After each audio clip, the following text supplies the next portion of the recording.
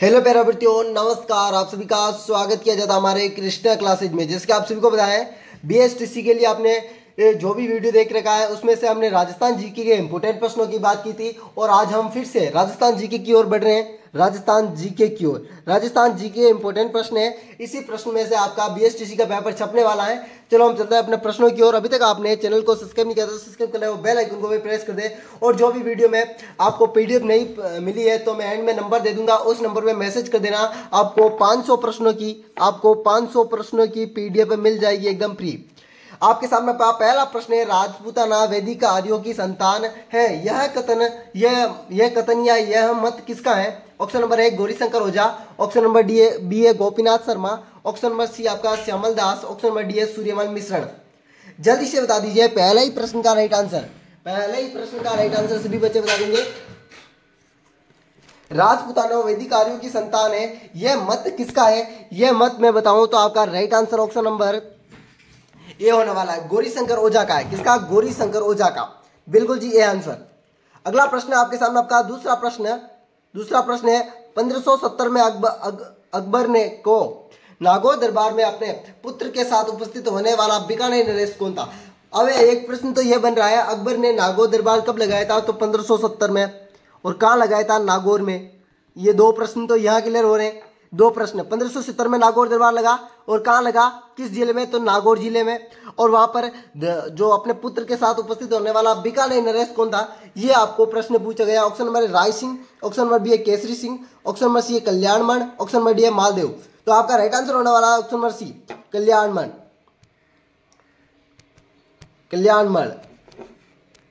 अगला प्रश्न आपके सामने आपका तीसरा प्रश्न है, करौली की स्थापना करने वाला शासक था। करौली की स्थापना, option number A Jaisaldev, option number B है Arjun Pal, option number C है Uday Singh, option number D है गंगा सिंह। देखो, जैसलमेर की स्थापना जैसल सिंह ने, जैसलमेर।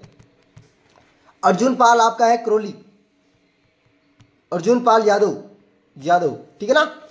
उदय सिंह है उदयपुर, गंगा सिंह गंगानगर। ठीक है, आपका राइट आंसर की बात करूं तो अभी बता दिया, बी आंसर है ना, अर्जुन पाल। अगला प्रश्न आपके सामने आपका चौथा प्रश्न है, किस दुर्ग में 3 शाखे हुए थे? ऐसा कौन सा दुर्ग है जहां पर 3 शाखे हुए थे? ऑप्शन नंबर ए चित्तौड़ दुर्ग है, ऑप्शन नंबर बी है कुंभलगढ़ दुर्ग, ऑप्शन नंबर सी आपका मेहरानगढ़ दुर्ग है, ऑप्शन नंबर डी आपका जयगढ़ दुर्ग। ऐसा कौन सा दुर्ग है यहाँ पर 3 शाखे हुए थे? तो राइट आंसर की बात करूं तो आपका ये आंसर होने वाला है चित्तौड़ दुर्ग, चित्तौड़। अगला प्रश्न आपके सामने आपका पांचवा प्रश्न है, निम्न में से बाला का किला किस जिले में है? बाला का किला, यह प्रश्न रीट का है, यह प्रश्न रीट में आया हुआ था। Option number A Bharatpur, option number B है धौलपुर, ऑप्शन नंबर सी आपका अलवर, ऑप्शन नंबर डी आपका सिरोही। और जो भी मैंने कहा था आप स्मार्ट स्टडी करें, हर एक वीडियो में कह रहा हूं कि स्मार्ट स्टडी करें, जिस प्रश्न बन रहे हैं उसी प्रश्न को पढ़े, अन्यथा कोई प्रश्न को अन्यथा ना पढ़े। आपका राइट आंसर होना बाला का किला है, वो अलवर में है भाई, अलवर। अगला प्रश्न आपके सामने आपका छठा प्रश्न है और मैं आशा करता हूं इस प्रश्न का आंसर आप सभी दे दोगे। 1857 की क्रांति के संबंधित है। 1857 की क्रांति के समय ब्रिटिश सैनिक छावनी कितनी थी? ऑप्शन नंबर है 5, ऑप्शन नंबर बी है 6, ऑप्शन नंबर सी आपका 7, ऑप्शन नंबर डी है 8। 1857 की क्रांति के समय ब्रिटिश छावनी आपकी 6 थी, 6। अगला प्रश्न आपके सामने आपका सातवां प्रश्न है, राजस्थान सेवा संघ की स्थापना किस वर्ष की गई है? ऑप्शन नंबर है 1903, ऑप्शन नंबर बी है 1911, option number C 1916, option number D 1919। Rajasthan Seva Sangh की स्थापना आपकी 1919, ऑप्शन नंबर डी आपका बिल्कुल राइट आंसर होने वाला है। यह प्रश्न आपके रामबाण साबित होने वाले हैं बीएसटीसी में। और मैंने कहा था कि आपको फ्री पीडीएफ चाहिए तो इस नंबर पर मैसेज कर देना 8290620289 पर। जिसके पास बुक भी नहीं हो जीके की वो भी मैसेज कर देना, क्योंकि उसी में 500 प्रश्न है। 500 प्रश्न मतलब रामबाण साबित होने वाली पीडीएफ है वो। अगली प्रश्न आपके सामने आपका 8वां प्रश्न है, पर उससे पहले आपको चैनल को सब्सक्राइबर और बेल आइकन को प्रेस कर देना। एक ही आंदोलन के जनक किसे माना जाता है? एक ही आंदोलन, ऑप्शन नंबर है Motilal Tejawat, option number B है Jainarayan Vyas, option number C Vijay Singh Pathik, option number D है उदय सिंह शेखावत। एक ही आंदोलन के जनक आपके मोतीलाल तेजावत कहलाते हैं, ऑप्शन नंबर ए। अगला प्रश्न आपके सामने 9वां प्रश्न है, जयपुर प्रजामंडल की स्थापना किस वर्ष की गई है? जयपुर प्रजामंडल, ऑप्शन नंबर है 1929, ऑप्शन नंबर बी है 1930, ऑप्शन नंबर सी आपका 1931, ऑप्शन नंबर डी है 1934। जयपुर प्रजामंडल की स्थापना आपकी ऑप्शन नंबर डी 1934। अगला प्रश्न आपके सामने आपका 10वां प्रश्न है।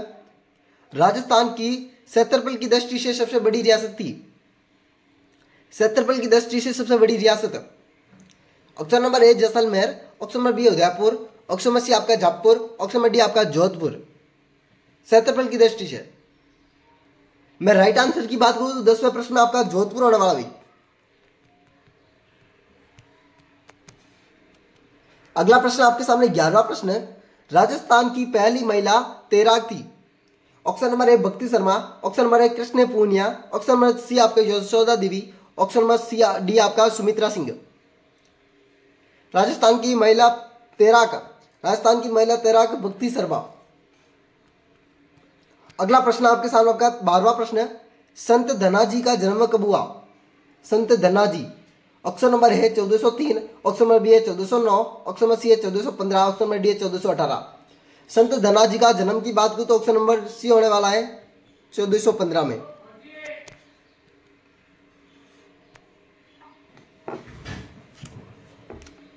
अगला प्रश्न आपके सामने आपका 13वां प्रश्न होने वाला है। भक्ति आंदोलन की शुरुआत करने वाले प्रथम संत थे। भक्ति आंदोलन की शुरुआत करने वाला है, ऑप्शन नंबर है लालदास जी, ऑप्शन नंबर बी है जाम्बो जी, ऑप्शन नंबर सी है दादू दयाल, ऑप्शन नंबर डी है पीपा जी। भक्ति आंदोलन की शुरुआत करने वाले प्रथम संत, मैं राइट आंसर की बात करता हूं आपके लालदास जी नहीं है, जाम्बो जी नहीं है, दादू दयाल नहीं है, आपको हो जाएगा पीपा जी। पीपा जी थे जिन्होंने सबसे पहले भक्ति आंदोलन की शुरुआत की थी। जाम्बो जी विष्णु संप्रदाय से, लालदास जी से संप्रदाय से जो स्वयं कमाकर खाते हैं। लालदास जी संप्रदाय जो स्वयं कमाकर खाते हैं। दादू दयाल आपको पता ही है। अगला प्रश्न आपके सामने आपका 14वां प्रश्न है। ऊंट के देवता के रूप में पूजे जाते हैं। जो ऊंटों के देवता के रूप में कौन सा ऐसे देवता जो पूजे जाते हैं या ऊंट रक्षक देवता। Option number A Ramdev ji, option number B Pabu ji, option number C आपका Goga ji, option number D आपका तेजा जी। भाई तेजा जी नहीं है, गोगा जी नहीं है, रामदेव जी नहीं है, आपका हो जाएगा बी पाबू जी महाराज।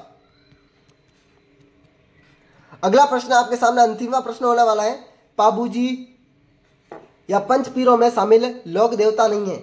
Option number Ramdev ji, option number B है Pabu ji, option number C आपका Goga ji, option number D आपका तेजा जी। पंच पीरों में शामिल नहीं है भाई, रामदेव जी है, पाबू जी है और गोगा जी है, पर तेजा जी नहीं है। पर तेजा जी के अलावा दो कौन से सर 5 होते, तो एक तो मल्लीनाथ जी है और एक मांगलिया महाजी है, ठीक है ना। ये दो हड़बू जी और मांगलिया महाजी, ये दो आपके।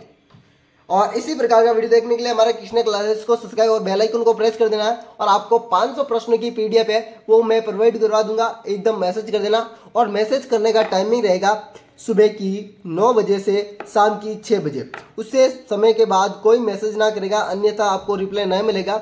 इसलिए आपको 9 से 6 बजे के बीच आपको मैसेज कर देना है, तो आपको पीडीएफ मिल जाएगी और आपको ग्रुप में एंट्री भी मिल जाएगी, जिससे जो भी आपको खबर है या जो भी आपके जीके के नए प्रश्न बन रहे हैं या पुराने प्रश्न है, इसी प्रकार का पेपर आने वाला है, वो आपको सभी फॉरवर्ड करवा दी जाएगी। वेलकम साथियों, अगले वीडियो में मिलते हैं इसी प्रकार की वीडियो के साथ। राधे राधे, अलविदा, जय श्री देवनारायण। किसी भी साथी को एक बार फिर से आपका अभिनंदन है हमारे इस चैनल पर।